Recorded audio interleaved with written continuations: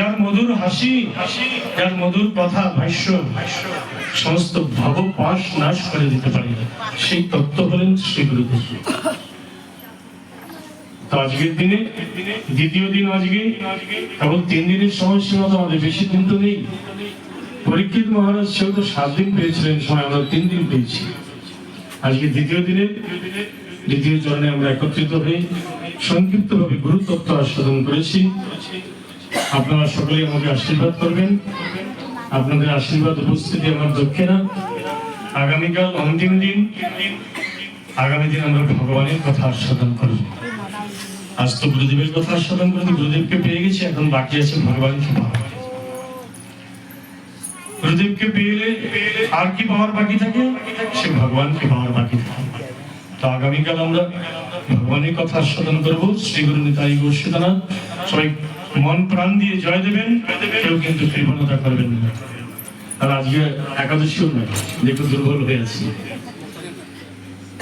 বলো ভাগবত ভগবান কি, ভক্তি দেবী তুলসী মহারানী কি জয়। নিতাই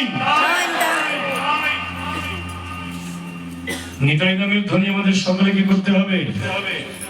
কলিযুগের ভগবান, আমাদের ভগবান শ্রী চৈতন্য মহাপ্রভু বলেছেন, দিনান্তে কেউ একবার নিতাই বলে, সে আমায় জনমের মতো কিনে ফেলে। এত সহজ করে দিয়েছেন। তাই নিতাই নামের ধ্বনি আমাদের অবশ্যই করতে হবে।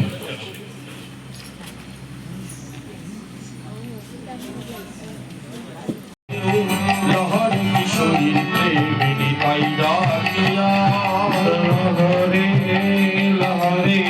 লহরি কিশোরীর প্রেম নিতাই ডাকিয়া, লহরি লহরি লহরি কিশোরীর প্রেমে নিতাই ডাকিয়া। হরি বল।